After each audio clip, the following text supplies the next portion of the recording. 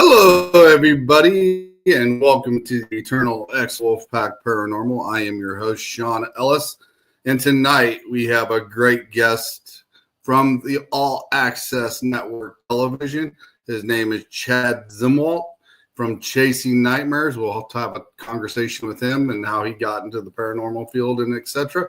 But first, let me introduce my co-host tonight. She is the powerhouse producer from All Access Network Television, Ms. Gwen Johns. Hey, everybody. How you doing, Gwen? I'm good. How are you? I'm a little under the weather tonight. Sorry. The weather keeps changing all the time, and it's just making me kind of feel blah. It's just like can't figure out what it wants to do. Exactly. So, but yeah, how's it down there in South Carolina? It was like 78 degrees, sunny, beautiful, but the pollen is incredible everywhere today. So everybody's sniffling here, but it's nice to have a little sun. I got a little pink, so it's good. Yeah, Yeah. little sunburst tan. Yeah, exactly. It was nice. So, you know our guest. He's been with you guys for a little bit longer than I have. A lot Anything longer, you'd like to actually, say yes. about him before we bring him on?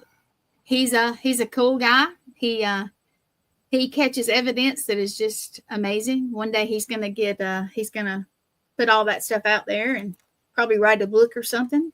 Hint, hint, Chad. I know he hears me, and he's awesome. He's one of the original crew, and he's great. So just bring him on. Yeah, well, let's bring on Chad. Hey guys, how you doing, Chad? Well, the one thing I wouldn't say great guest is, that's a good far. Yes, you are. You really are. You are. You're interesting. Yeah. That's a good way to put it, right? Interesting. Nice way to put it. So, how are you guys doing this Well, wouldn't you get? Oh, go ahead. I'm doing fine, but I think I'd rather be interesting instead of boring, right?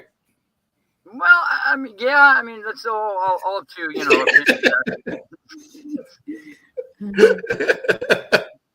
I think I'd rather have the interesting part than being the boring part. Yeah, that's for sure. I can take that as a compliment. Interesting. To say the least. But I've kind of been that kind of guy throughout my entire involvement in this paranormal field. Interesting one. It's been a fun experience. Never boring moment. Yeah, Gwen mentioned that you've been with All Access for a little longer than I have. Oh yeah, you're one of the originals. Yep. Yeah. Well, yeah, I've been with these guys. I'm honored to be a part of their network, and got to tip your hats to Miss Gwen here. She does a phenomenal job here with the network. Thank you, guys. You're gonna make me blush even more. Oh my goodness. doing all the hard work. She does. I mean, she's the one that runs the scenes behind the backgrounds and etc. Makes all the videos for you guys and everything else. So she does an awesome job at it, especially for your intros and who you got for guests. And it takes a lot of time, and she does it. And that's definitely for sure. Thank you. But I couldn't do it without Chad,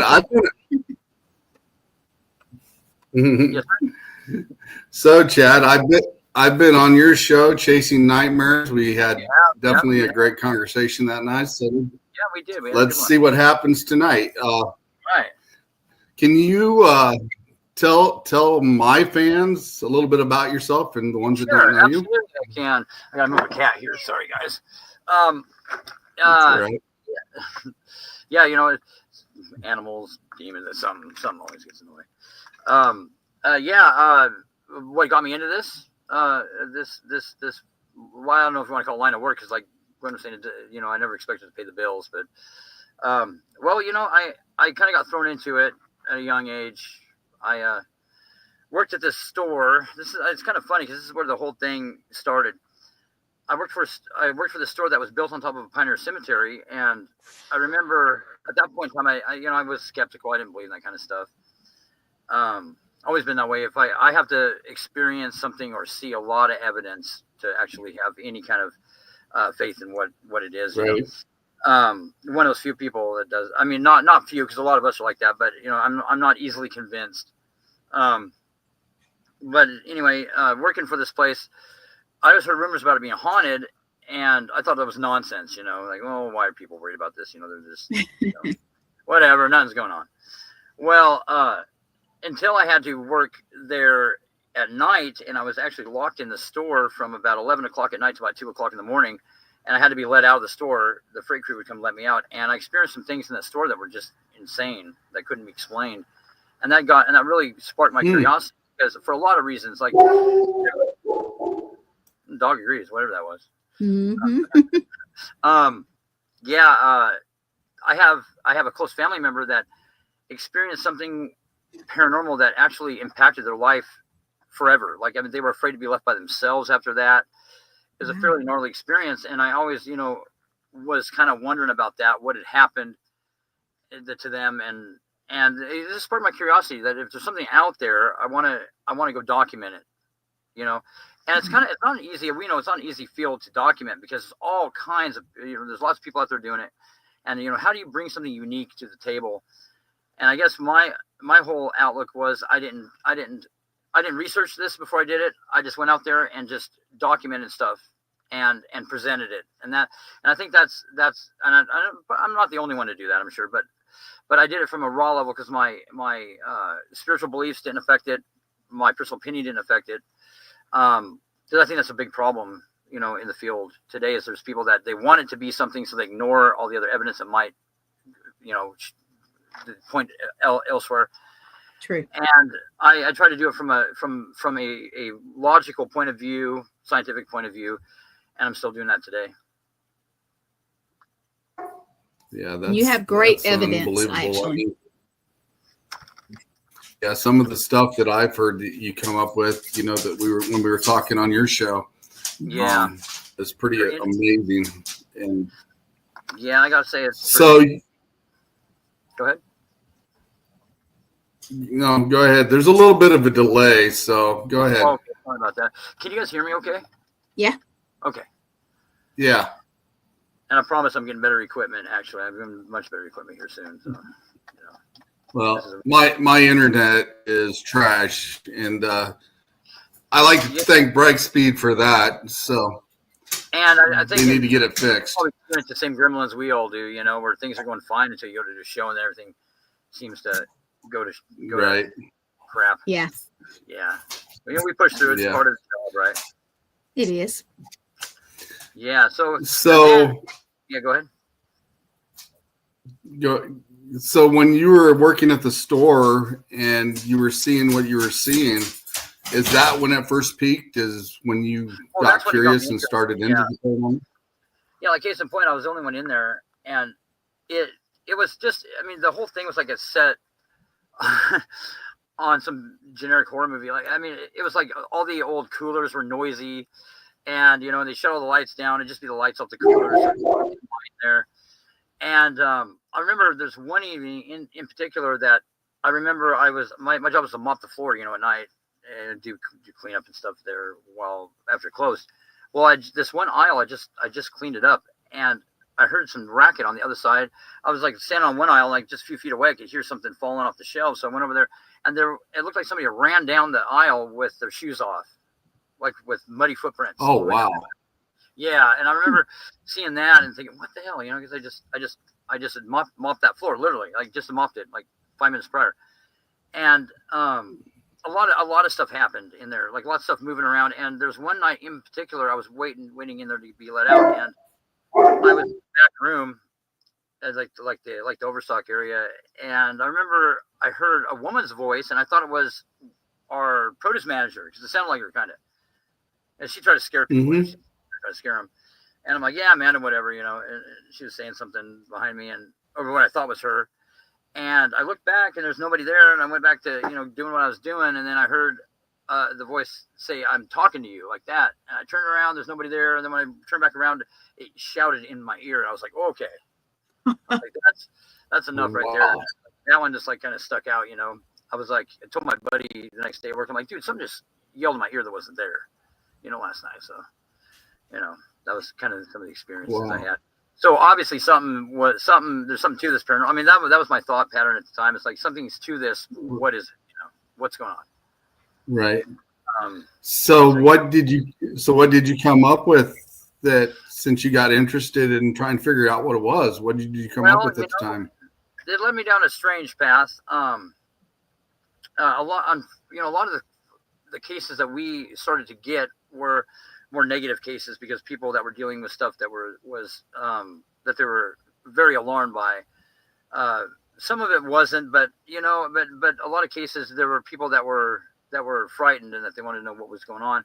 So we kind of got into those cases, and the phenomenon that I documented at that case was kind of strange. It was like a lot of what we were documenting was pretending to be something it wasn't, because you know, there's different, like throughout the years, I remember like when I first started doing this, it wasn't something that people accepted very positively. You know, somebody, you're a paranormal investigator, they like you were insane basically. And it's like, so I didn't really tell people about it, so I kind of kept it hush hush. So somebody found out about it, you know, they'd get a hold of me. But you know, I was one of the first people to use pardon me, the whole thing of taunting or agitating spirits. So like my reasoning was, you know, if you want to get a response out of something, upset it, you know, if you want to get a true reaction, because, you know, whatever is there, it's going to stop pretending to it's going to divert off of its agenda for a minute if it becomes agitated. So you're going to see a little bit of its true intent. So that was one of my theories on that, and it seemed to work pretty well, actually. So there were things that would be in the middle of, they sound like a little child. In the middle of being a little child, this voice would switch over and it'd be something else. And so, yeah, and there's a lot of audio of that too. Like in mid sentence, these entities will be speaking, then all of a sudden they'll do a complete switch. And so, you know, I learned that some of these things, I'm not saying, you know, there's this whole confliction. And I'm on the fence because, like I said, I just present the evidence. I don't claim to know things that you know, I have no way of knowing. But it's like, you know, the thought is that these diabolical cases are rare. They're not that rare. You know, in my opinion, there are things out there that have a very malicious intent, whether they're human spirits, whether they're demonic spirits. But there's an evil element to some of these things. A lot of these things that they're out to do harm. And a lot of the evidence speaks for that. That's true. And there are spirits that you have no way of knowing what you're communicating with. Most people don't, anyway, unless they have a gift, they don't know, you know. So, and these things are pretty smart about what they do. So anyway, that's my approach. Something's going on. There's something out there that's evil. Because I mean, face it, there wouldn't be horror movies about this kind of stuff if it wasn't that way. You know, there's an element of that there's nothing. Everything out there is out to do you harm, but there is certainly a percentage that is out there. And then some of the things also, like, I mean, there are things out there that are evil beyond what we can even understand. I mean, I'm being honest. It is. And it's pretty mind blowing. So I think people need to keep that in mind when they're dealing with what they're dealing with. You know, that you know, you don't know truly. Most people don't know what they are. They got in there. Go ahead. So here's a question for you, Chad, because me and you're pretty close to the same age, and do you think if we were brought up different, knowing that there are spirits the way they are back in the day, that things are different today? Like we were brought up nowadays, you mean, with the different with the exception of paranormal, you mean? Like it's accepted, you mean, like the I mean, if we were to accept it back when we were growing up, I think maybe. Do you think it would be different today? Hard to say. Like that's why the approach that I took was I was trying to avoid all that kind of influence. It boils down to which is weird, you know, that you don't see. In some ways, I see some more negative paranormal phenomenon, but not as extreme as some of the cases were back then. Like it's kind of it's strange. That's a good question. I'm not sure really how to answer that. I think that I never have my mind made up that things are going to be evil when I go to a location. I never even have that thought pattern. Right. There's a lot of claims. You know, there's a lot of people that think they got something going on. So I don't know. That's a really good question. Exactly. It's hard to say. Because it's become like a more accepted, almost like trendy kind of thing, you know, where people almost want their house haunted. You know, back then it was the opposite. People didn't want the stigma of it, and because it wasn't a positive thing, you know. And they didn't. Yeah, go ahead. And they didn't want to talk about it, or if they did, they thought you would think they were crazy or whatever. Exactly. But the fact is now that everything's changed and the mentality's changed. And like I said, it makes me wonder if we would have accepted it back then, what would things be like today, and how would we be able to interact with it? Well, and then the things are like there's other odd things nowadays going on, like just this phenomenon with the UFOs and the UAPs, like all the different opinions on that type of paranormal. It's like you're trading one for the other. It's weird. And then these things are all kind of linked together in some odd way, you know. And I think things are more, complex, you know, than what we ever thought. And it's like, you know, and then sparks the big question: are we even meant to know the answer to these things? You know, I mean, are we? You know, I mean, I think that a lot of us are doing very good jobs of answering questions and, you know, about this phenomenon. But there are fundamental questions that, I mean, it makes me wonder, are we ever going to know? But then again, there's a good part of me that thinks we will, you know. So I don't know. It's an interesting thing to be involved in. It's not as easy being a paranormal investigator as all that, you know. So no, it's not. People that think it's going to be, it's not. No. But how have you ever done residentials, Chad? Yes. Oh yeah, lots of those. Yeah. Yeah. So I mean, I've done more residentials than I've had big areas. And what's some of the things that you would normally cross with the residentials, just in general? Like on a general basis, like claims, you mean, or the claims. I get contacted, you know, by quite a few people. There's more, of course, you know, there's more cases than I can even keep up with, you know, because I mean, this is me and you know, usually, but no, people make all kinds of outstanding claims. And what I've learned in the paranormal is that, like, just when you think that something is not, you know, like there's a lot of claims that you think are completely ridiculous, you know, and then it's like, well, until you witness it, you know, or you document it, then it's what I've heard, that it's just when you think you've seen everything, you're going to see something that you've never seen before. Yep. And that kind of keeps you on your toes. But no, there's a lot of the people. Of course, we know, like when I do a case, it's not just a one-time deal. Like, I keep in contact with the people, because usually, you know, you can't get an idea about what's going on the first time you investigate a location, in my opinion. Because, you know, if it's something intelligent, it may not perform for you, you know, right off the bat. And then, you know, but you kind of get an idea. It's a process, and then it boils down to, let's say that, like, somebody does have something that is going to present them a problem. It has a little to do with the investigator. It has to do with them personally. You know, they have to be the ones to draw the line with whatever's there. You just kind of you can give them advice you think is the best option for them. But other than that, that's all you can do.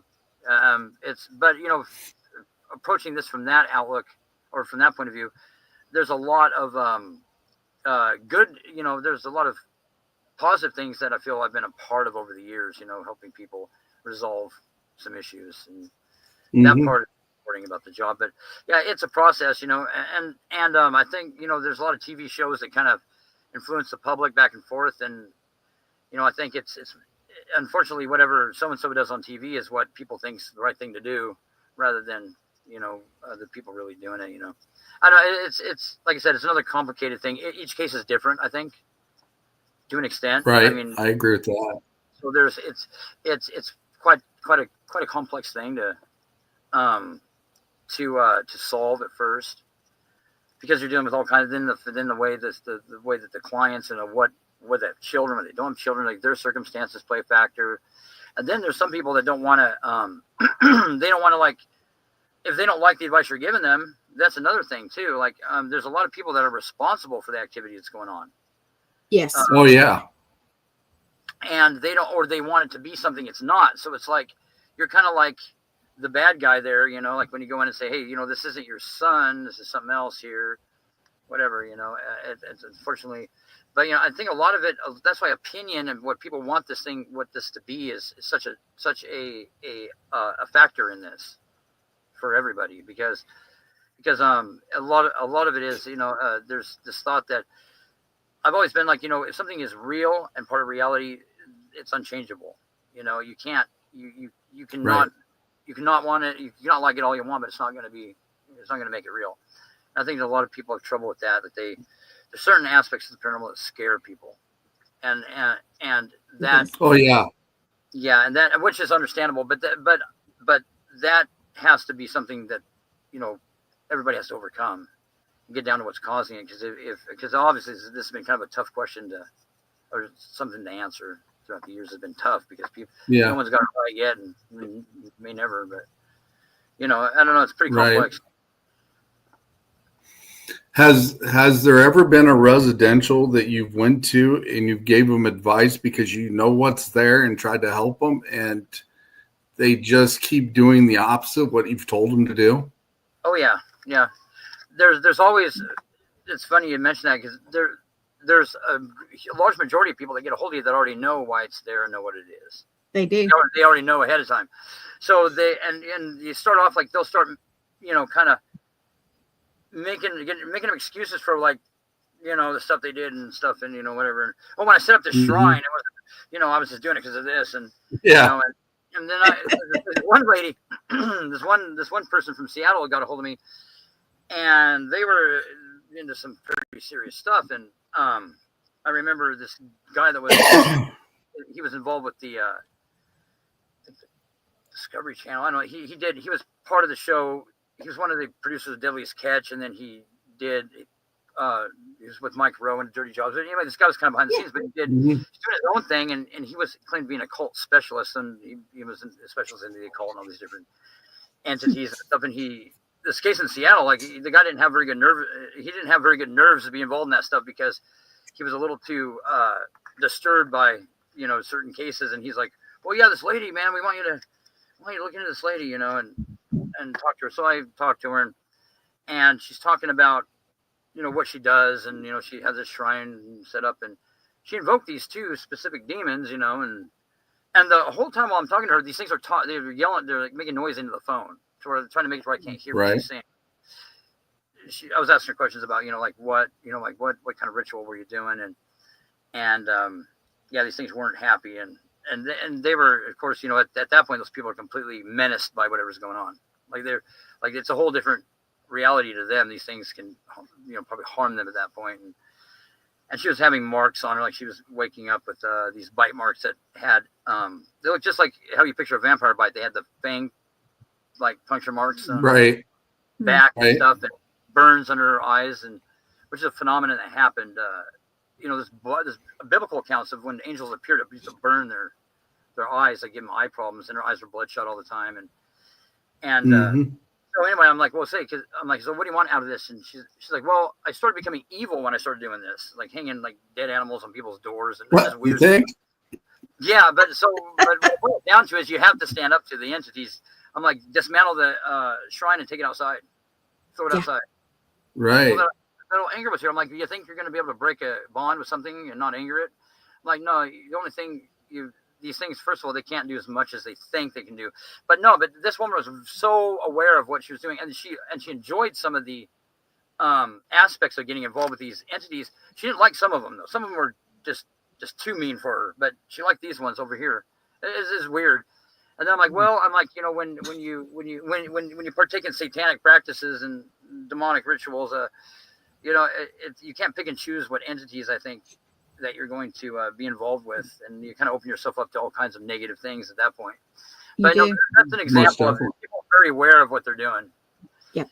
And Oh yeah. you know, and there's these entities. There's ones that are powerful, ones that are not as powerful. It's interesting because I talk to people thinking that they're all that rare. Well, I'm not saying they're everyday common thing, but they're not that rare. There's a lot of people. A lot of these things are, I think, demonic, but they got a good front going on. Because if you look at it from their standpoint, if you were going to victimize somebody, you wouldn't come up and tell them right off the bat. You wouldn't say, hey, I got this intention. I'm going to do this. You would you would put up a facade and kind of lure them in, and that's what these things do, is that they gain your trust. And then all of a sudden, it's like when these things do advance, the people, like, they have no idea what's going on. But it seems to me that there's definitely a menacing undertone to these things. But then there are people that get a hold of me that have nothing going on. They're just imagining it, or they're trying to get attention, so it goes both ways. But you can pretty much tell, when you get somebody get a hold of you can tell by the symptoms of what's going on and how afraid they are. That's a good indication. Because if people dealing with demons, I definitely agree with that. I think you kind of think the way I do at times by the way you talk. Correct me if I'm wrong, but some of these people, I think, when they start dabbling in this, is looking for the power and wanting the power of what they can do instead of the knowledge of trying to understand it. 100%. No, that's the lure. These people, a lot of them don't have good intentions to begin with. They get involved with things that are evil so they can get their aid to perform evil on other people. That's usually like what these people do, is they get mad at somebody and they want to curse them or something like that. I think you have to be a person of a certain mindset to get involved in that kind of stuff, because you're willingly partaking in activities that are not of a good nature. So absolutely, they have will intent. It's power. The whole thing is, it's an illusion. We all have free will, and nothing can really affect your free will. So anything spiritual, otherwise, it says that here, if you just do this, I can affect this person's free will over here. It's a sham. And what they're really doing is that they're not only causing problems for the person that they're trying to inflict, but they're really looking at the person partaking in the ritual itself. They're looking at that person like, hey, that's going to be my ultimate victim there. Like, I'm gonna get that person. Right. That's going to be their next vessel or whatever it may be. Yeah. I mean, because there's all kinds of ways. One thing about these things is they can destroy you in ways you don't even understand. Right. They have a lot of options they have all kinds of avenues they can take, and they can when they destroy you, they want to destroy you spiritually, physically, mentally. They want you to be completely destroyed before you're destroyed. And I think people need to realize that. Because when you hit rock bottom, that's when they have their chance to take control. Oh, they're opportunists too. Yeah, that's something else that's interesting about them, is that somebody can have no problems with anything supernatural, and they can go through a hard event, lose a loved one, have a divorce, go through an event in their life that is that them, and all of a sudden, then they have these issues start popping up. And like I said, I don't understand what it's like to be on the side of the fence with someone like a medium or whatever, but I think that a lot of our loved ones, that they're not hanging around here in limbo. I think these things, they're off to something better. This it's come and gone for them. So a lot of these things that pretend to be what they are, they'll pretend to be somebody that you've lost, and they're definitely not fighting fair there at all. So no, they're not. They're really good. Yeah, I do agree that you can come across things like that. I mean, I have come across some scenarios that you can definitely tell it's not exactly who they think they thought it was, for sure. They know. They know a lot about us. That's a factor too. Yeah. They know things that only our loved ones would know. Stuff like that. They definitely they're good at. They're very good at convincing. But if you have the mindset that it doesn't. If you look at it, it doesn't make a lot of sense though. If you look at it like from, if you put a human disembodied spirit in some of these scenarios, it doesn't make any sense for them to be there. You know what I mean? Mm-hmm. I agree. That's true. I'm gonna holler I'm going to holler at a couple people here and that's popped in. We got Rachel Rampage or Rampag. Hope I pronounced her name right. Thanks for dropping in. Raymond G. Newsom is in the house from the Mechanics Spirit Hunters. He's in the house. Thanks for Jamie stopping Lynn by, guys. and Please Victor. share as well. Okay, Jamie Lynn and Victor. I don't see them on this side, but welcome, Jamie Lynn. Welcome, Victor. Yeah. Glad you guys are here. But yeah, it gets to be very interesting when you come across people that's looking for power, and you can actually tell they're looking for power instead of the knowledge of understanding and taking care of the situation, because their whole mentality changes, and it's like they become greedy in some ways, and kind of yeah, I agree. Yeah, they definitely change without a doubt, and it's crazy. Now you got some investigations that are out in open places as well. Is there any interesting place that you've come across that has something that we haven't heard about, maybe?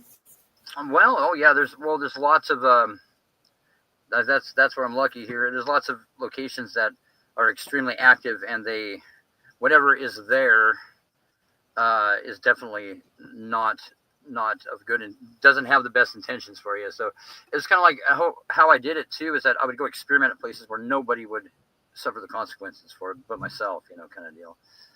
Mm-hmm. They're like my laboratory, I'd go to these places and I'd experiment with the phenomenon.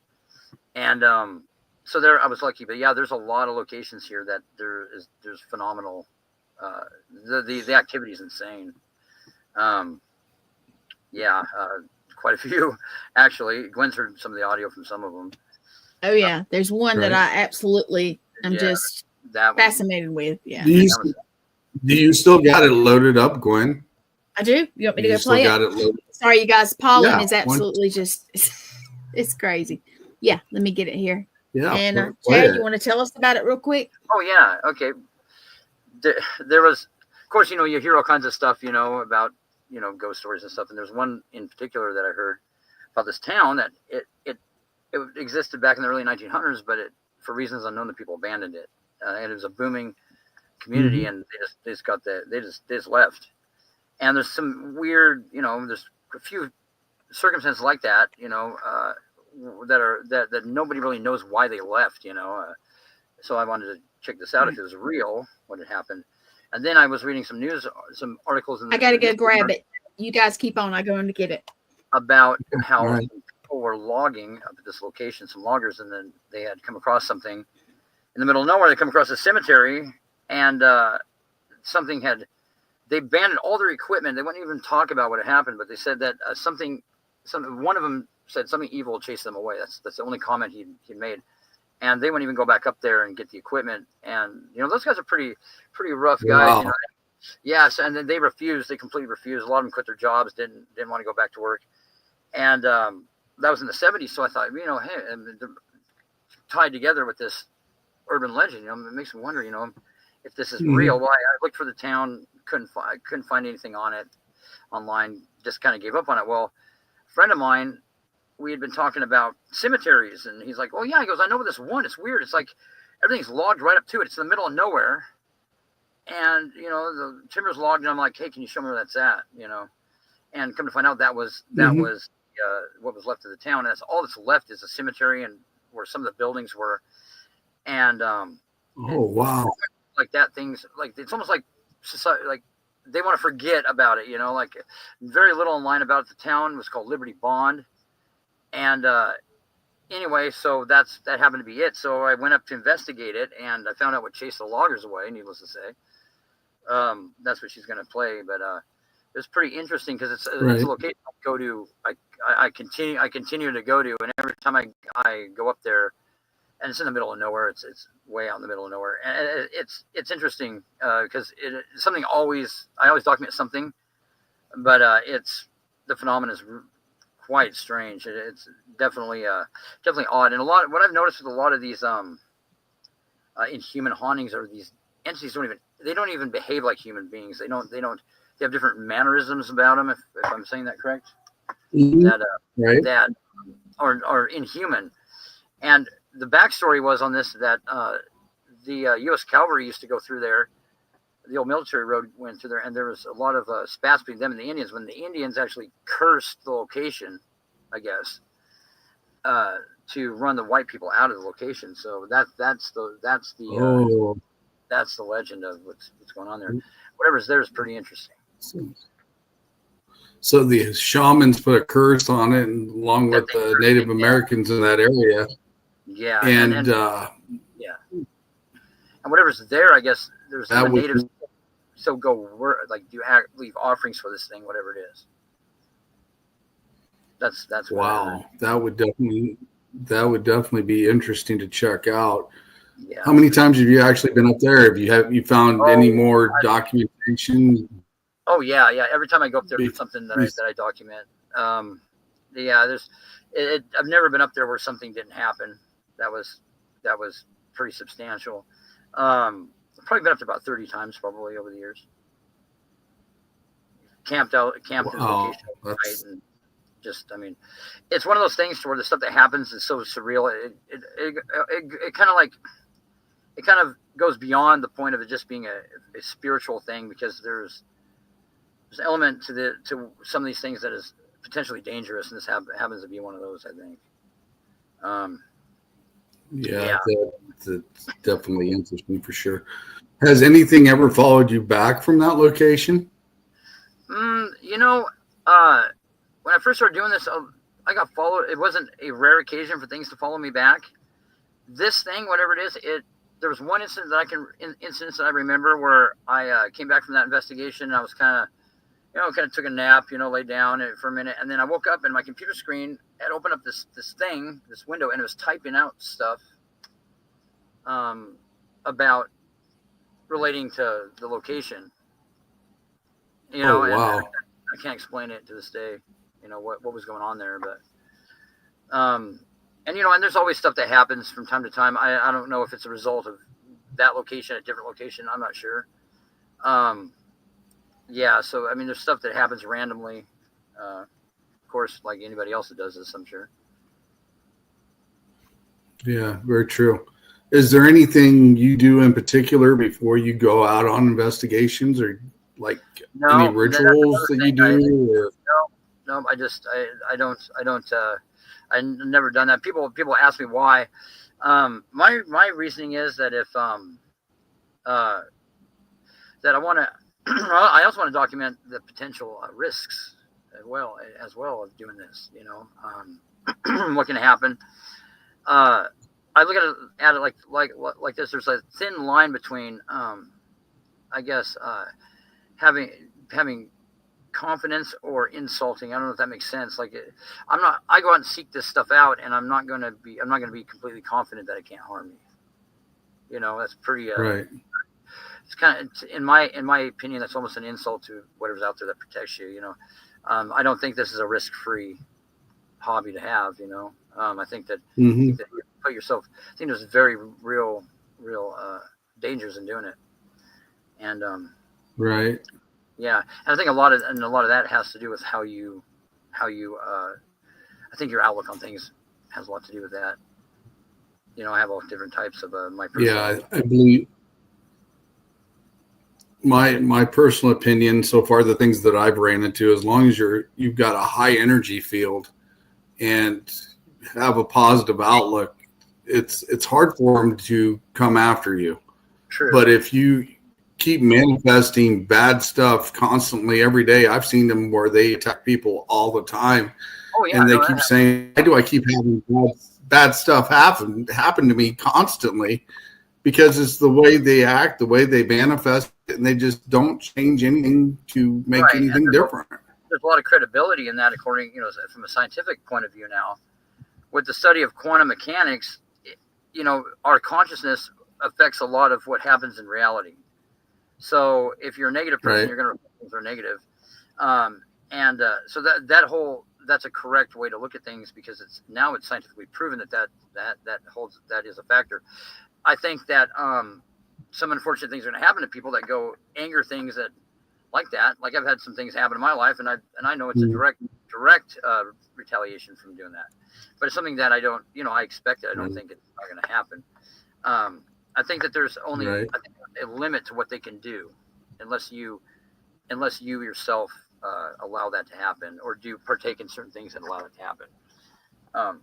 And two, I've seen things like I like to tell people I don't go to church. I'm not a church going kind of person. I joke around. I say everything I do is either lewd, sinful, or moral. So I can't really go from that basis. But due to some of the things I've experienced personally, I do believe that there is something else out there. I think that there's a higher divine force that protects people from things like that, because I've seen it work. Right.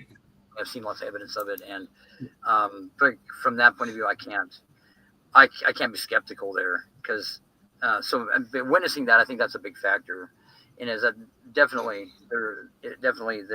God carries a bigger stick than these types of entities, and they know that. So they have a higher they have a very Tammy Christian. Yeah, Miss Tammy Christensen's in the house. Thanks for stopping by, Tammy. She is actually one of my mentors. She is my Reiki mentor. She's the one that taught me how to do a lot of stuff with Reiki, and she's an amazing person.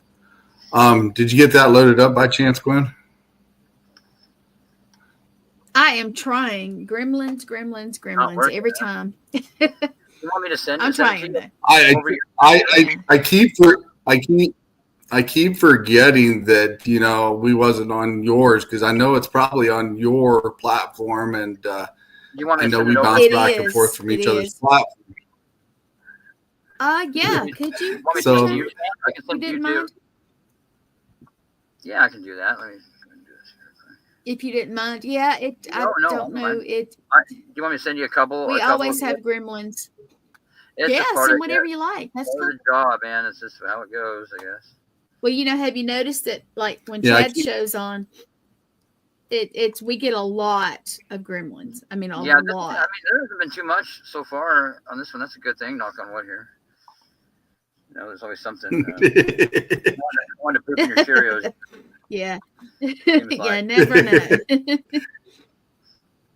Yeah. I've always got gremlins on my shelf or another. Yeah, it's terrible. It's absolutely ridiculous, isn't it? Mm-hmm. It's because and I've got to the point where it's normal. I don't expect it to be any different, which is interesting there. Let's see here, I need to. Yeah, I just keep forgetting, because me and Gwen bounce from StreamYard to StreamYard, from hers to mine once in a while, and sometimes I forget that what's loaded on hers ain't loaded on mine, and I keep thinking they can share it, they can't. Yeah, a lot of it is. But have you guys ever noticed this? I know I heard you guys talking. Have you ever noticed that some of the people, it's kind of funny, some of the people that just, I don't believe in the supernatural, I don't believe in ghosts, I don't believe in this. Have you ever noticed, then you'll see or talk to them like after they're away from the group, and they'll go, one time, like at my grandmother's house, or this happened, or I've seen, I just kind of grin, because it happens so often. Well, I think a lot of people do have experiences if they think about it. Yeah. People try to really they very illegitimately explain things away. It could be this, could be that, but there's some stuff out there that it's not that easy to explain, and those are the things that right. I agree. That whole thing, and those are the ones that get you, like the ones that there is no other way it could be anything else. And I know people don't like to say that, but there are things that happen that there's no other way that it can be explained, and just the way it is. Right. Said I can tell people I don't make the rules. People get mad at the people that point stuff out. You ever notice that? They get mad at the people that point right. out other things. It's not our fault, man. I mean, we're not creating it. But there's a denial factor there, and it's just it's kind of a tough one to deny, at times. But like I said, I envy those people that can make themselves feel better by just telling them, hey, this ain't real, and then they're good. I don't know. Well, definitely the computer gremlins are working at will right now, because each of you, they're sitting here spinning. Okay, let's try this. Let's see. Let's try this one here. Try this first. I don't even know what this is. What's that one? Okay, let's try this one here. I'll do this one too. Maybe it'll work better. I don't know. We'll see. Yeah, Gremlins, huh? So I sent another file to each. Let's see what happens here. Different format though. Let's see what happens. Let's see what happens if I just play it off my phone here. Okay.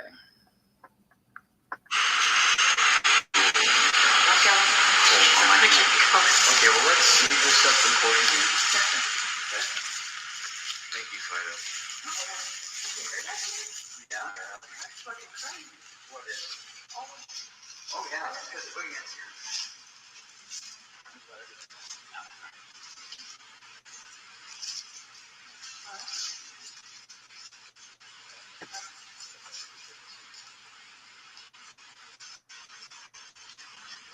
Yeah, we're going to hear a gunshot because I was trying to scare away what I thought was an animal this morning. Yeah.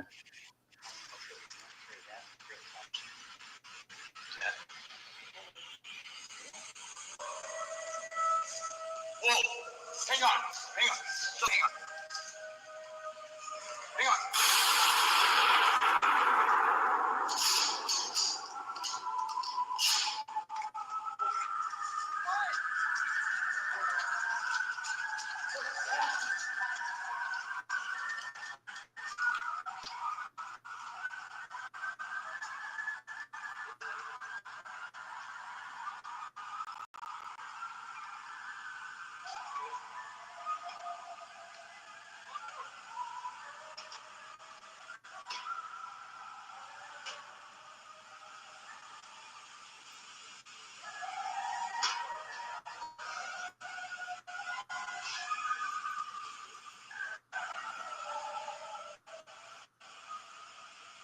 And that's interesting because the people that ran ahead of me, they made it to the vehicle before I did, and it stopped right when I made it back to the vehicle. It's probably the same audio. That'd be really bizarre, standing out in the middle of there. So loud in real life. And what's weird about that is the audio device was behind me up on a hill. So during the audio, you hear something thunder past the tombstone that was on. That had nothing to do with that. So that was what was making that noise. And and there's nothing. Well, there's like a black cloud is all I could see the black cloud. That was it. But whatever's there, people say, oh, it's animals. Well, you discharge a 12-gauge shotgun, there's not going to be any animals around. That's going to scare them all off. Right. That thing. That was definitely an interesting one. And like I said, I know I heard it when I was on your show. We were talking about were we talking about the same incident? And with the gunshot and you at that location. And wow. I mean, they can get you like mountain lions and stuff, So it's always good to, your number one worry ain't going to be, my worry is something physical over the supernatural. But what I thought, that was I fired in the air thinking, because I was thinking it was an animal at first. But look back on it, it's like it was so loud. It was so loud the first howl that it like the noise like vibrated me. It was so loud, like I had a big speaker behind me or something. It was crazy. You think it had like a infrastructure where it could send out and make you feel ill? Or that sounds like a theater when you're in, like all the echoing and all that noise. That's natural. That location has a weird, it has a weird audio effect like that. Sounds like you're in a theater, so it sounds like kind of on the audio anyway, and that's natural. The way that it is, because it's logged all the way up to that point, and there's like this spot of trees there, and I don't know. There's a lot of very strange geological, about the location too. But definitely, it was extremely loud. It was probably the loudest audio, as in paranormal manifestation, audibly that I've encountered. Were you guys able to get it to play? Yeah, he played on his phone. Okay. Did you get? Okay. Yeah, I played off. Good. You can try. You can't get it to play. Yeah. It will not do it tonight. Weird. That's weird. Yeah. Yeah. Always. But I put it. I put my phone up to the speaker and it played as much as we could play it there, and you could definitely hear it. A It's follow-up to definitely an that. interesting piece. I'll send you when there's, of course, the whole audio clip there that, that's just one snippet out of it. But there's, while it's sitting up there for about 20 minutes before I go up and get it by myself, which is kind of interesting. Because this is out in the middle of nowhere. It's quite the truck back up in there. And I'm like, I'm not leaving that audio device up there, man. I'm going to get that thing. I know that there's something, we just got something good, Doubt. And while it's sitting up there with nobody up there, something approaches the audio, and it's very strange what it picked up. It's bizarre, really bizarre. Like what this, because something comes up the audio and it says some things, and it's strange. And then you can hear me coming up the hill, like at the end of the 20 minutes, and it says my name. I'm coming up the hill, you can hear it, and that's pretty bizarre, I thought. Yeah, that's definitely something unique, and you definitely caught something good for where you were at that location for sure. It's I mean, it gives, there's the, it's, unfortunately it is about the evidence, about what we collect to try to get an idea about what is potentially out there. And there's some things out there that are very I don't want to say we're interesting. I don't know what word to pick. All I can say is monsters are real, guys. That's all I can say. I agree. Unfortunately. Yeah, I think some of these fairy tales that we were told when we were younger, that they don't exist. I think they exist in some type of a form or similar to those, because otherwise, where did they actually come from? Well, if you think about it, like our world has, as time goes on, that's, people want to dismiss these things that ancient people believed in, and they believed in them for a reason, And if you go for, the spirit world, it's not as much affected by time as our world is. Here we might have the silicon chip and the computer and a cell phone, but that's about it. I mean, things are pretty much the same, and that's a good strategy to, and what better strategy is if you were the devil, to convince everybody that you don't exist. And then there's a group of people that know it exists too. It's like, it's both ways. It's like there's people that know it's more real than what we could ever comprehend it to be. Right. Because there's, in some ways, the spirit world is more legitimate and more real than our world. If you think about it, it's there's a whole different reality there that is in motion, that a lot of people, most people don't want to see. But I think, like Gwen said, everybody, I truly think that there's very few actual skeptics out there that truly don't believe. I think everybody's had an experience if they think about it. I do too. Yeah, I believe that full-heartedly. Yeah. But yeah, I think they've had probably more than what they realized, and then, like I said, them not going back to investigate it, to try to debunk it, to see what actually happened, and just blowing it off as about the shows, like this one in particular show that nothing's harmful. They go visit a place for, however long it takes to shoot an episode, and then they're on to the next, and they're always like, the evidence reveal, oh well, there's nothing here to worry about. Well, how do you know there's nothing there to worry about, bud? You've never spend a week or a month in there and see. You don't know. And that's bad advice to give people. I think that's really irresponsible advice.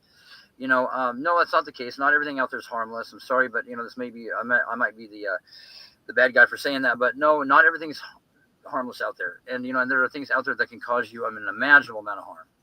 Yes, it is. I do agree with that. Go ahead.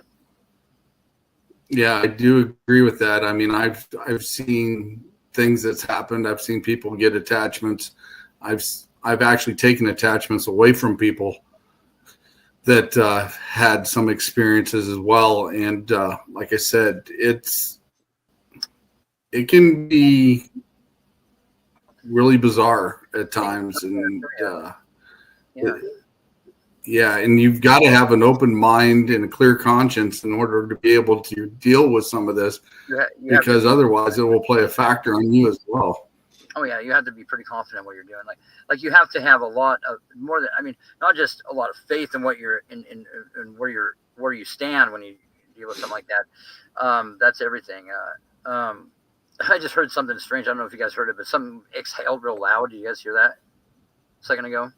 It's when I heard something, but I couldn't make out what it was. Like some of those, like that, it's a common thing. Like the people. I think Guardians. People breathing the phone. I think Guardian might be sleeping on the other side of the island here. Close to a microphone. I don't know whose end it was on, but it was pretty distinguishable. Yeah, I'm fixing to rewind my phone. Hang on, I'm gonna mute for a second. Are you recording this or something? Yeah, see what happens. Oh, it's always recording, but it may let me on my phone. On your phone from like a exterior device, which is interesting. You might, who knows what you'll catch if you do that. That's true. Well, there was a case that me and Tammy, there she is right there, Manless was crazy, where we ran into the situation that we ran into the young boy that had the attachment there. And she literally seen the night that young man that was 12 years old pick up the front of that riding lawnmower and slam it about 13 times before we've got him calmed down and took care of the attachment. But yeah, it was definitely a heavy feeling in there. It was something that, it was unreal. Oh yeah. And like I said, me and Tammy happened to be there that night, and the combination with what we had to do, we ended up taking care of the situation there and getting rid of what was there.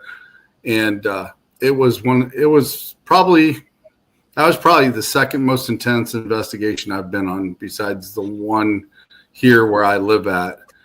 And I've talked about it before. And the car was killed. Definitely have to be careful. But yeah, Tammy even experienced some things on the way home with her cat.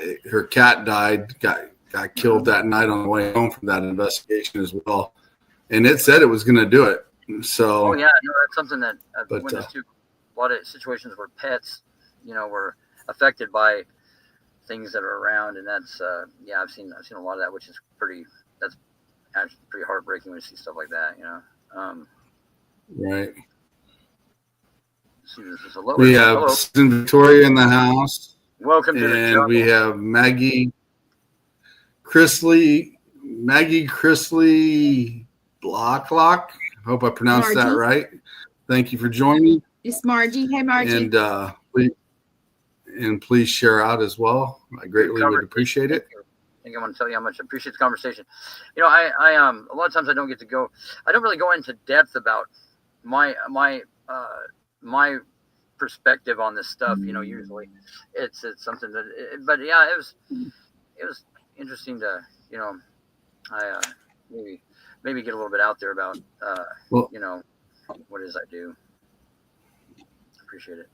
Well, maybe definitely me and you one of these days can sit and have a conversation behind the scenes and talk about some of the stuff that we've encountered, because we've definitely crossed paths. There's stuff that I've encountered that is so it's not appropriate to even discuss. It's so bad, some of the stuff that is so bad. That, there's a lot of it. I don't know what kind of audience that you want to have, guidelines, but there's some of it that's too can't discuss it. I'm in field. We have to be careful. Right. Yeah, because I always run an NC-17 rating on the show just in case we do get into deep conversation. So it is covered, and that's what we run on the bottom of the page. But some things, I don't want to be brought out to younger children or younger kids that may actually cross this show. I agree about that. There's some of the details, I think people should be aware that there's things out there that are evil, that to points you can't really understand. Because if you look at it from this standpoint, that there are things out there that are inhuman, we can't really comprehend what they're. We can't famine evil like they can. It's strange. Right. Definitely out there.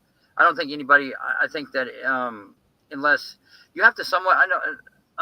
I don't judge people on their religious outlet. None of that. I think that people have the right to do what they want to, and they do it for whatever reason that personal. But there are certain things I feel very dangerous that people get involved in, and I think that the positives don't outweigh the negatives, and I think that people have to be careful. I think there's one word of advice out there is you do not want to make friends with anything out there. From a normal person, you don't want to make friends with anything out there. If you want to be an investigator, a paranormal investigator, you should approach it that this isn't harmless, that you are putting yourself at risk and those around you, and it's not gonna. So there is that risk factor. I think people should definitely view it as a reality, but as far as there's certain things that you shouldn't do. You don't want to be. I agree. You don't want to be overly curious about what's out there. I think a lot of people go through hard times, like we were talking about earlier. I think people lose people they love. Just understand that I feel like it's a good way to look at it. I don't know if it's accurate or not, but it's just that they're away from this, what we're dealing with now. They're not bound to this reality. So from that aspect, they're off to bigger and better things. And I don't think that they're going to be, me from a no, like a lot of these. If you put a human spirit, I think I was saying earlier in some of these scenarios, really doesn't make any sense. They have better things to do with their time, than some of these. Oh, they do. A lot of things that these demons do are very trivial, but they're good. They're good traps that they set. And Right. And then if you go harm, and the people you loved aren't going to do things to disturb you or frighten you or to harm you. That's a good thing. The guideline that something starts to harm you, it's something that it's not the person. And even that psychological. Well, Go ahead. One of the things that I learned from doing Reiki, I can tell energy. I can feel the different energy and the source of the energy, like if it's bad or it's good. And definitely, like you said, when you come on to something that's really bad, you definitely know it's there. Oh, yeah. There's no doubt about it. You know it's there. Exactly. And they don't hide it. They don't hide it. It's just bluntly there. And the ones that, like you said, the loved ones, if they do come back, it's a calm energy. It's something that's relaxing when they come up to you and they show you at true form. Like I've only seen one full apparition in my lifetime, and it happened to be my girlfriend that passed away. And the fact is, when she showed me herself, it was that calm feeling, when she was always around. But like you said, and I believe this all full well, when you walk into a situation and it's so heavy in there you can't breathe, and that energy is bad, you better be prepared. And it doesn't. The best way I can say it. Everybody can feel that, because, like, I was at a location here just very recently that there's somebody with me that didn't have a lot of experience in the paranormal, and they immediately felt very, very, very uneasy and want to get out of there. I mean, we have instincts that you can tell that there's something. I don't know if that plays a role in that, but yeah, there's a very ominous, oppressive feeling when you go into a place where there's something negative like that.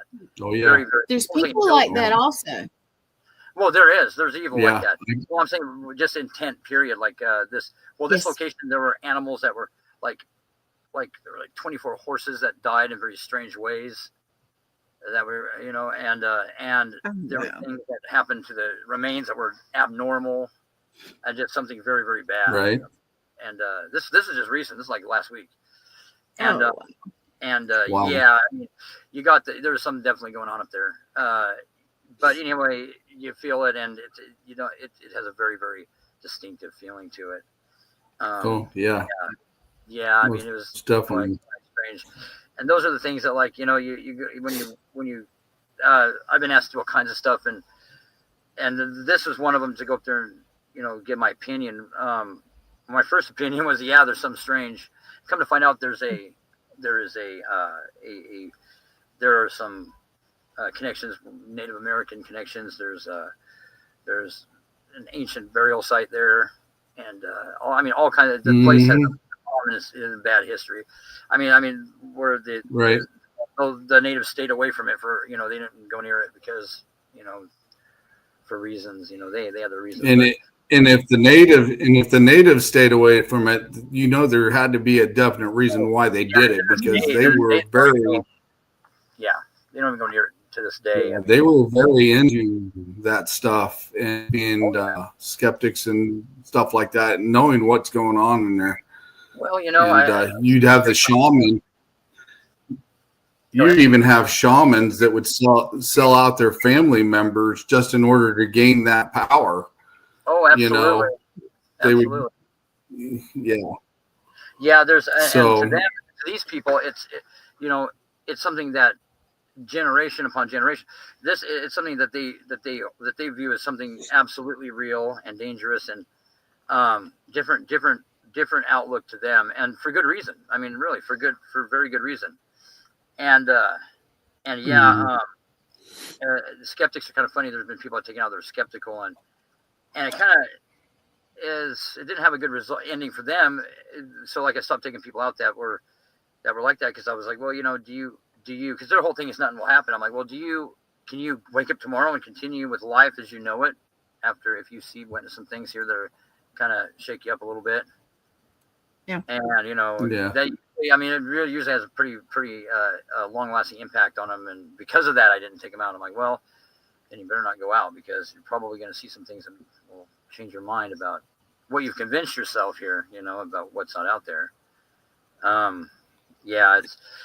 It's when people don't believe, and then they actually go out on an investigation with you, and you're out there trying to debunk something, and you have no other answer for it besides it being a paranormal thing, and then they look at you like they're on the borderline still, until something, that next little part happens again, and then it's like, whoa. They seen it for a second time actually happen right in front of their eyes, and then things change with them. It reminds me of this one guy was he was into extreme sports, and he was my neighbor, and he was always talking about how, I've been out here and I've camped on the wilderness here, and nothing's ever happened, but the whole routine, and never seen anything I can't explain. I'm like, okay, well, that's all fine and good. I don't even, it doesn't bother me when people do that, because I know that it's what people want to believe in this. It's up to them.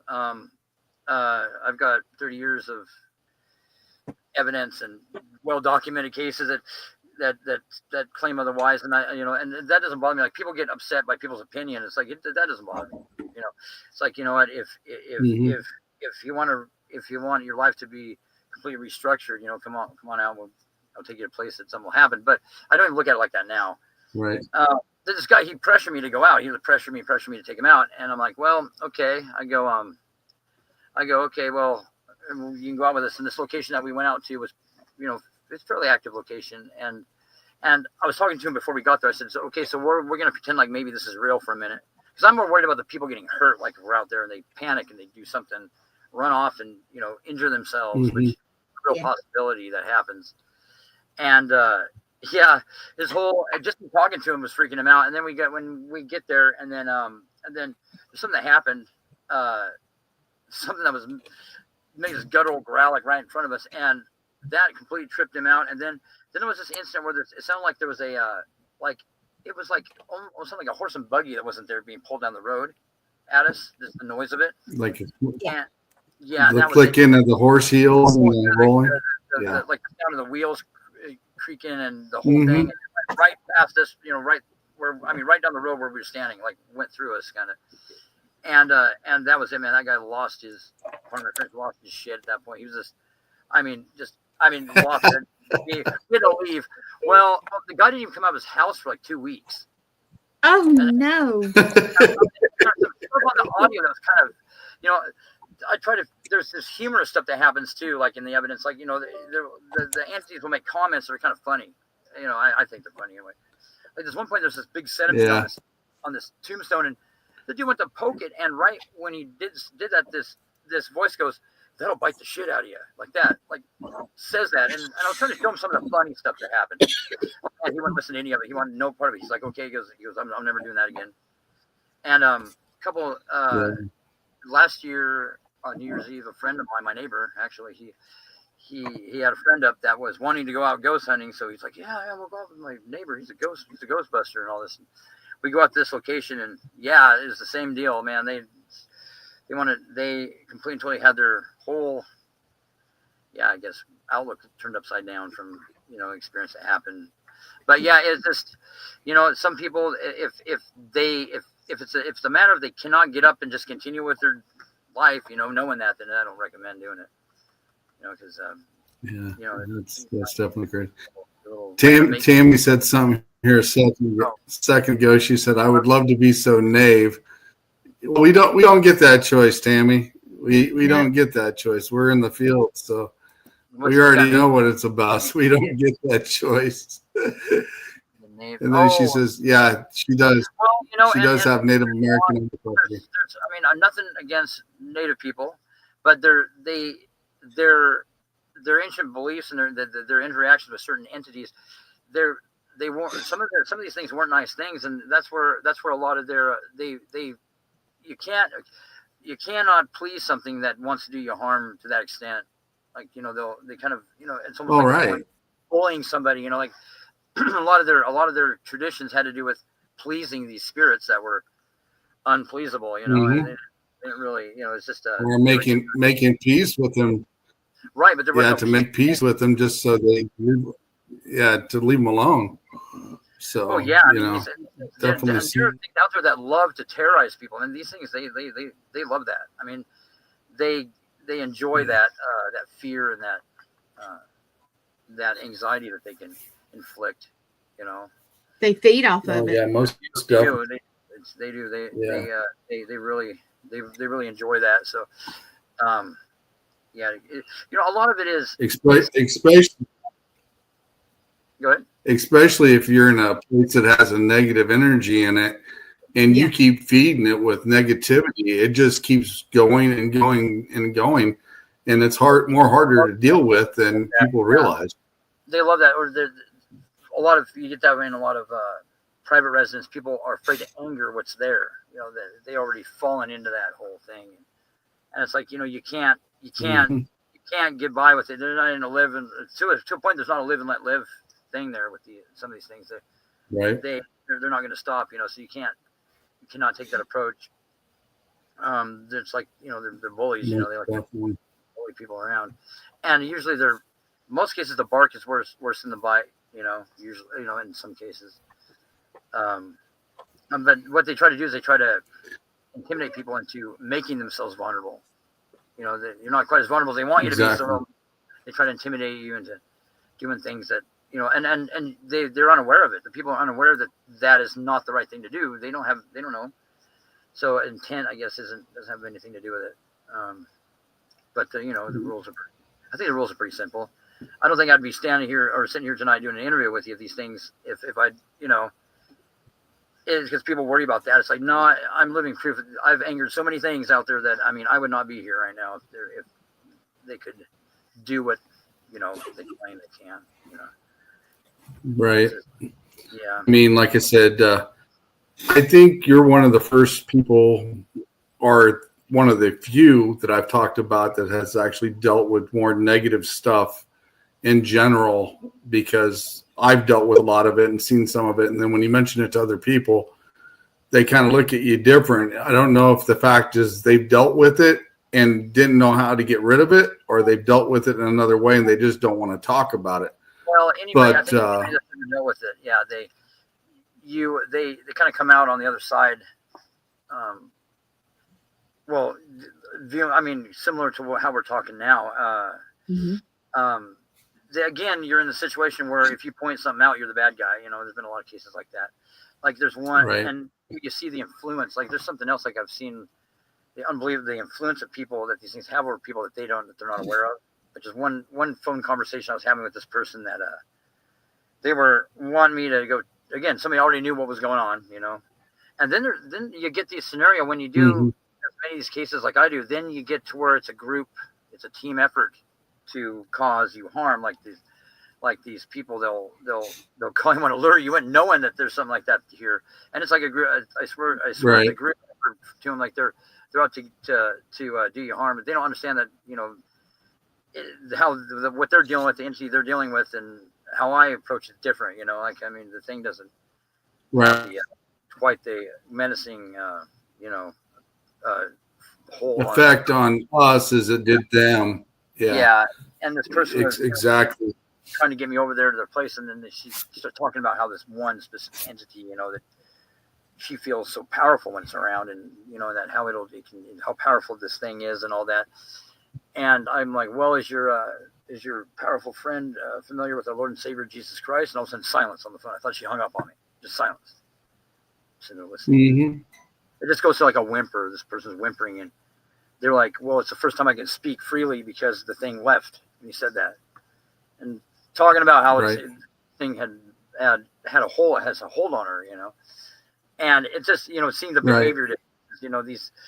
These things, and that's why I have to put credibility in that. And I've witnessed real cases of demonic possession, which is insane. That's a whole different show there. Mm-hmm. Right. Yeah, these things, there's power there in like biblical provocation. So there's 100% legit. It's legit. It's the one thing that I've seen work tremendously. Like I said, I don't go to church. I understand there are people out there that push that agenda, and they really have no idea the reality of things.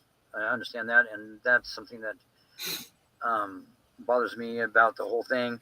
But from somebody that's completely, right. totally not, I'm not part of that. There's definitely that's the one thing that people can turn to that does have immediate effect on whatever's there. I'm not saying it'll leave from now on, because usually when people create a relationship with something right. like that, it's a while to break that. But Mm-hmm. so definitely I would have to say there's not much I'm sure about in this world, but that I'm sure about. So because I've seen it work. Yeah. A lot. So. Yeah, like I said, when they get involved with stuff they don't understand, like playing with Ouija boards, and they don't know how to close them out, or going into situations and manifesting it on top of it, and chanting and doing things that they're not aware of. And there's people, and right. People get that idea that I know what I'm doing. It's like, well, it'd be like jumping off a cliff and saying you can do that because you know what you're doing. Certain things are dangerous. Right.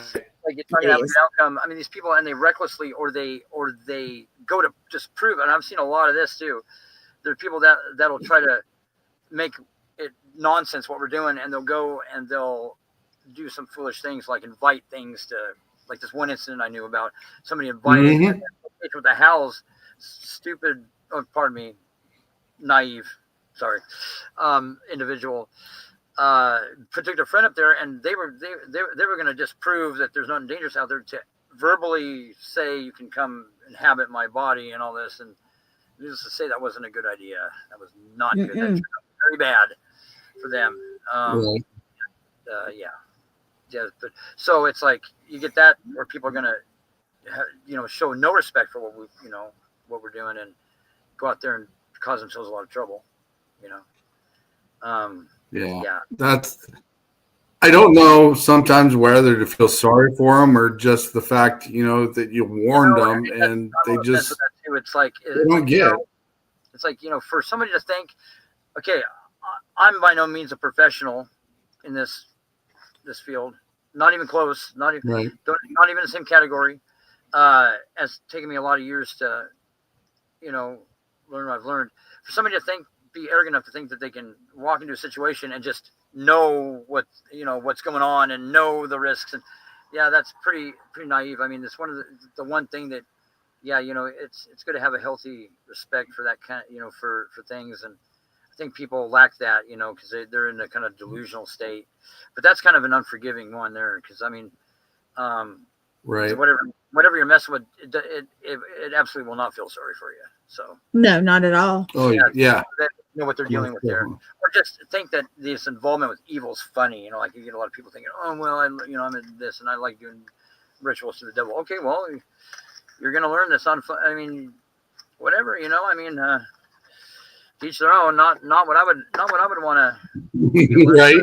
personally, but you know, it's your choice. But if people, it's like a mockery of this stuff. And the fact of the matter is, there's evil out there, and you don't want to make a mistake like that, and you don't want to put yourself in a situation because it's going to be the price you have to pay is pretty high. Yeah, it's and you made a very valid statement. You know, none of us are experts that are in this field because we're always constantly learning. oh yeah, And another thing that's really good, that I have a thing for is the fact is if I ever get in a situation, I have enough people that I could call good thing and say, yeah, hey, give me your opinion, give me this, you know, and we can sit here and we can figure it out, you know, what it could be or how to deal with it as well. And, you know, like I said, I've been blessed with two good mentors that I have, you know, that has taught me several things that like that around that you can that has done that. And like I said, I've got people like you, Chad, if I could reach out to if I needed to, and other people as well, you know, that if I ever run into a situation, you know, I know that if I can't handle it, I'm going to call somebody. I'm going to say, hey, I need your opinion. This is what's going on. You know, I mean, give me your thoughts and accept it. It's good to have people. It's good to know, and which that option isn't open to a lot of people. You know, it just isn't. Because the way the field is, it's turned into more of a competition thing with a lot of people than it has. Right. And we're all on the same side, and that's and it's not productive to be like that. And it's gonna, like you said, we're gonna run into things that we're not gonna be completely confident that we're able to handle. And then at the end, it's like who's handling this. It's not. I don't think we're part of it. I think we're one of the tools, but there's other aspects out there. I think that I mean, all we can do is give our best advice that we can give people. And one of the things, I've said before, it would be great instead of making this a competition between everybody, because the fact is, you might have some information. Like I said, if me and you get talking here one of these days, you may have some information that may pertain to something I've come across, or vice versa. They could break something wide open. Sure. Well, we learn something very, very profound from each other. Because, I mean, people get the idea, like I said, that they know everything. Some of those people, it's like, no, you don't know everything. And I don't think that's possible. It's like we need to work together, not against each other. That's the difference. It's like, and some people do have some off the wall ideas, and there's some people. There are people that go about this that the research isn't even part of it. That they're doing it because it's a trendy thing to do, and those people are opinionated. You can usually tell with those people, and some of those people, some people you can't work with because they're just not in the same. They're not approaching it the same as people are that are doing it for real. Right. So you can't really go about that method with them. But for most people, or I mean, hopefully, a good number of people, it's not like that. That you can definitely learn something from them, or you can put a different perspective on what they're dealing with, maybe that they didn't notice before. Or that, yeah, definitely. No, I agree with that 100%. Because I think that's. I would like to see that. I'd like to definitely see that more come around. Just like I've told everybody that's come on the show. Feel free to contact me if you need help or whatever, and I'll help you the best I can, or vice versa. And I make that little banner and show it. You're part of the family, because, like I said, if we need to help each other instead of making this a competition, and that's definitely one thing that needs to change in this field.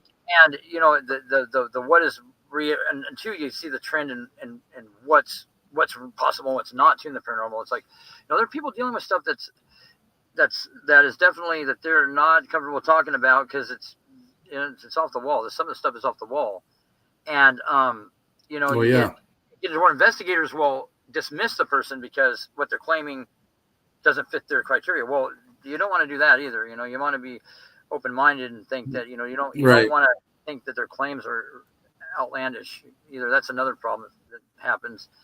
And it's like, Yeah, you have no most idea. definitely. You're an investigator. You're going to go check it out. That's your role in this. You don't, it's not your role to pick and choose like what could be possible and what's not, you do that Right. after you. And then, I don't know if you guys run into that a lot, but Because like I said, one thing I do it for is because I learn it for the knowledge. I want to understand what's going on with it and how to deal with it, and being able to help the people, that need it. I'm not worried about the fact of money. Aspect with the people that dismiss things is anybody that deals with this phenomenon on a regular basis, they're not going to be like that. They're not going to be that close-minded to stuff that's possible. If you've dealt with it for a length of time and on a regular basis, you're going to know the outlandish variety of phenomena that can happen. And to me, that those people are not. There's certain dangers. There's certain things that are dangerous that are like suppressing the research, and that's one of them. Mm-hmm. It's like I said, people tend to forget we're investigating this. It's not we're looking into claims. It's not what we decide is an actual legitimate claim. I mean, there's some of that. You got to use your good judgment, some of it, but yeah, you need to realize it. Anybody that thinks that this whole thing is just some positive, like I said, whatever's out there, nothing means you harm, and everything's great. No, that's not the way it is. No, not at all. And I've lots of proof of that. So anybody that has that outlook on the majority of the time says, "Oh, well, nothing," because there's a lot of I've heard over the years, there's lots of people trying to pinpoint what percentage is negative. It's like that's not. I mean, in my opinion, that's not entirely accurate. That's not, because you run into a lot of things. What it is for sure, if it's all human, demonic, whatever. But there are things that I feel legitimately are demonic by its way it behaves. Of course, more, because let's face it, the devil's good at what if the devil's real, he's not that bad at his job, man. I mean, there's yeah, influences out there. I mean, it's not gonna be so minute. It's not gonna be affecting people. So it's like a double-edged sword. They don't want to believe it's there, and then it goes to another question. It's like, why? Okay, if there's that little, then why dedicate your role in this field to that aspect if there's no demand for it? That's another one I throw out there at people, that come up with that. It's like, well, you specialize in this, but you don't believe it happens. So, that kind of conflicts what's going on here. I think what it is there's a need for, there's a problem with people not wanting, okay, first of all, I've never, like the evidence I sent out to everybody, there's people that try to market that kind of stuff. No, my stuff's open to everybody. I give it to whoever wants it. It has nothing to do with that. Right. We're all on the same team. It's like there's people out there that they don't want anybody to get that credibility. Well, it's not my credit. It's how the people that were doing this before me, and they were I'm not solely responsible for this research, but people get that mindset to where that they don't want anybody to get any credit. It's like, well, that's not the way to look at things, right. It's exactly. These are some of the problems, and they're, I don't know. I mean, like I said, I just work here. I don't know. There's some issues like that people need to really evaluate their stance to this whole thing. Because number one, like Gwen said, in my opinion, it's come close to. There's been some iffy circumstances where I could have made some money doing it, maybe, but I don't think it's going to happen. I never did. Never. I think that this is not going to be a means of financial stability for me. It's because I enjoy what I do. That's why I do it. And that's, and it's just like I've told people before. It's not the money that I'm after when I do this, but it would be nice to be able to gain some access to some funds to be able to go out and help. That's where you get to be able to go out and help the people and buy the equipment that we need, so we can keep doing what we're doing, because it does get very expensive.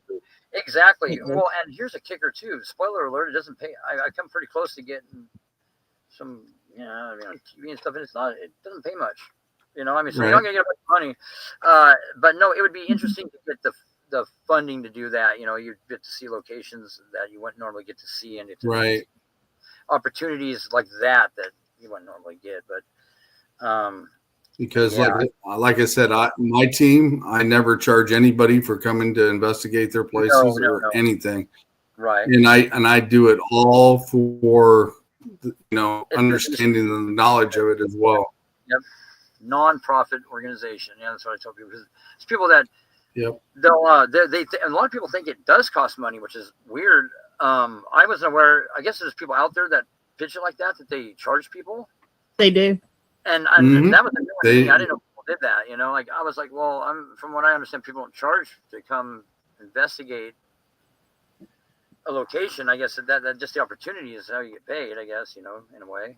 But there's people that do that, and I was shocked by that. Actually. Yeah, well, because I couldn't imagine that's kind of not a very moral thing to do to charge somebody that's already frightened. Right. Money. Right. Say, well, if you pay me this much, I'll come. And then I guess, then it's like, well, first of all, you got to, what are you charging for? You can't guarantee you're going to be able to do anything, really. Until you get there and evaluate things. And it's like, Exactly. It's just, like I said, I do, like I said, I do it to help the people, that need it so they can understand what's going on. And that's the best satisfaction when you get a client that you've taken care of the problem there, and then they actually acknowledge, hey, this is good. Especially when you go back a couple weeks later and check on them.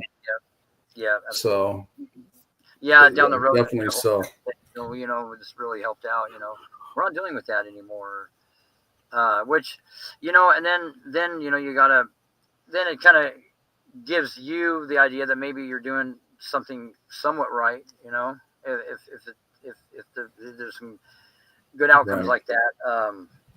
It's and it always goes back to my relative, like that's what really that's the only thing that ran space in my head before all this is, what happened to them to make to do that to their, to have that much of an impact on their life. That's something I thought about quite a bit. And right. Because I know, I knew the person. It's like they weren't imagining whatever happened to them, Right. And it's like, what was that did that? Mm-hmm. Definitely so. Fascinating. Well, Chad, we have gone past our hour. We've had such a great conversation. We've gone a half hour over tonight, which is fine. Yeah. We could go longer. Sure. But I could go all night on this kind of stuff. I like. We're definitely going to have you back on because the conversation is amazing. Thank you. And I'm sure we can really dig deep into some of the other things. Like I said, if we were to do that, we'd have to kind of watch how we do it because, like I said, I don't want that knowledge or stuff to fall in the wrong hands with young kids or something that happen to come across this show. Because there's some cases that is, we can cover if you wanted to that don't have. They're not. The activity wasn't that as in there's disturbing and then there's disturbing. Two different. Right. But some of the aspects. Most definitely. More detail about some of these cases, like the Liberty Bond one. I can go into more details about that because I've been up there a lot, and there's some footage, a lot of footage. Most definitely. Never been aired on that one. I'll have to get that out there. Go ahead. What is some advice you would give to some new teams that are just starting out? I would just say be careful. Don't go about this in a way. Number one, don't think you're going to make money. Don't have that be the number one goal. Mm-mm. And there's some things chances are it won't pay your bills. Number two, you got to make it about the actual field itself and about the research you're doing. If it's about attention, if it's about money, if it's about all these things that I wouldn't personally base it in any of that. But be careful about what's out there. About what you're dealing with. Understand that there is a risk to this, and that despite who tells you there's none, if there is people, there is, and to be cautious about it. When you go about it, don't believe all the TV shows are true. That's how it really is.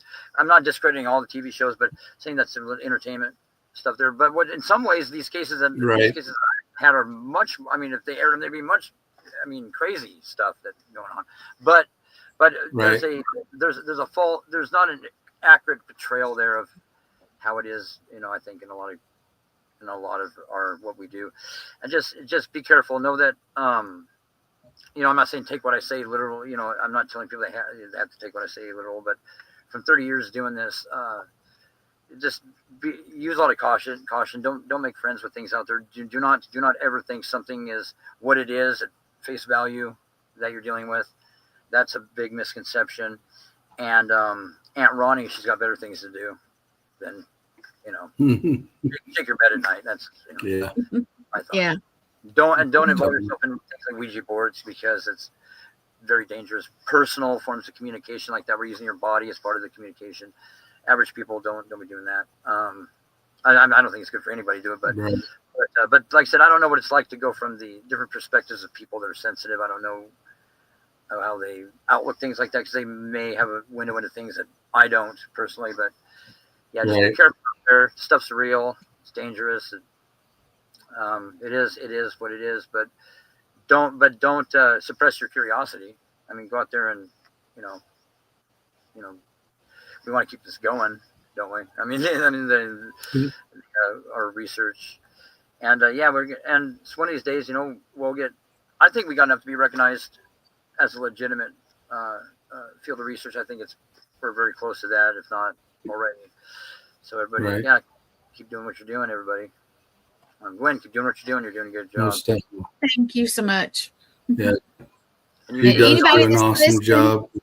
Thank you. Anybody that's listening, Chad's show is tomorrow night at 10:30. That's right. His show, and We got to come up with a plan on what we're gonna do. Yeah. We can. So, do you have somebody in mind that would want to be a guest? I'm open to that. well, let's put it out here like this. Anybody that's watching that would like to come on Chad's show tomorrow night, 10:30 EDT, message me. Yep. I'm everywhere, so just message me. If not, hey, I'll send some. Oh, I'll we'll send wing some it. stuff. We can talk about some other. Yeah, contact me and I will get it to Gwen and Chad. Also, if you'd like to be on Chad's show tomorrow night, and like Or I said, any we night, all work we'll together. look you and- up. Yeah. Yeah. Anytime. We all work together on all access network television. So we definitely we work together. So we will make sure they get the information if you contact us as well. Well, Chad, I'd like to thank you for coming on tonight. It was a great conversation. We're definitely going to have you on again and dig into more other things, and we'll kind of sit and talk about what we can and can't do when we do talk about that. But I know we've got some interesting things between the two of us, most definitely. Yeah, that's for And it sure. would Never definitely- one moment. And I'm probably not gonna get out of writing that book, am I, Gwen? No, Okay. because I know you can do it. So Okay. Well, There's been a few people asking me about that as well, if I'd write one. So I don't know. It may be in the works in the future. So we'll see. yeah. We'll see. I probably have to. Anyway, guys, have a good night. Don't let the boogeyman. Hey, get you. if you'll wait back, if you'll wait when we drop you down, talk just a minute. That'd be cool. Oh, me? Okay, sure. All right. Yeah, like I said, thanks for stopping in, Chad, and thanks for being on the show tonight. We're going to close her out here. All right. Have a great night, Chad. You too, bud. Chad is very interesting. I definitely like that conversation. We do got a lot more in common. I was on the show before, and the more we keep talking, the more things we do have in common. So it's definitely interesting with that. Let's see here. Before we close out the show tonight, I got to find some stuff here. We're going to run a few ads here, and we're going to start out with this one right here tonight with All Access. So here we go. As soon as it pops up, it's been kind of a delay tonight.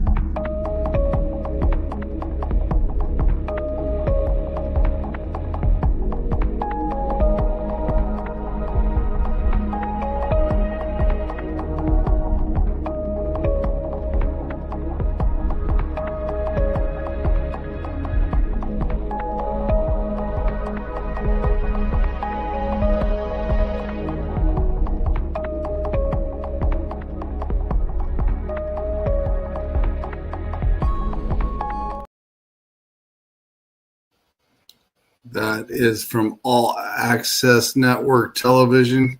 Make sure you check out everybody's show on there. And Gwen is actually the producer of 85 to 90% of those shows, and she's always behind the scenes or on them.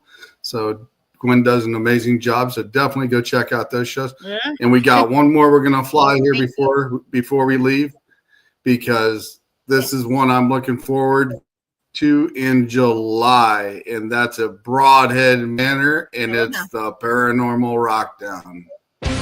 Brace yourself for the Paranormal Rockdown, July 18th and 19th, 2025 at the haunted Broadhead Manor. Friday night, rock out with Dead Amsterdam, Left on Red, and headliner Green Jelly. The music may not be the only thing shaking these walls. Rumor has it the spirits love a good beat. Will you meet one? Saturday, meet paranormal legends like Dave Schrader, Sam Baltrusis, and more. Enjoy thrilling workshops, tasty treats, and a live Zoom Q&A with Dustin Perry. Dive into the ultimate paranormal investigation with expert guides. Or join a spine-tingling seance with Sam Baltrusis. Tickets are limited. Get yours now for an unforgettable weekend of music, mystery, and chills.